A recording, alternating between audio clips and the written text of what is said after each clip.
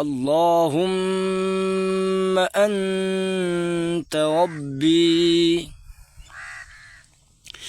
لا إله إلا أنت خلقتني وأنا عبدك وأنا على عهدك ووعدك ما استطعت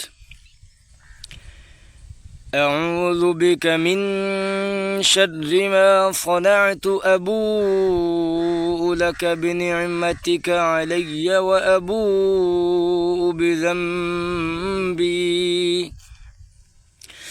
فاغفر لي فإنه لا يغفر الذنوب إلا أنت.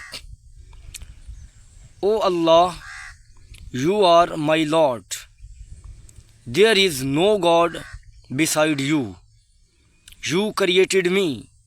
I am your slave with all my strength. I remain steadfast to your promise, and I beseech you to forgive me any evil I may perform.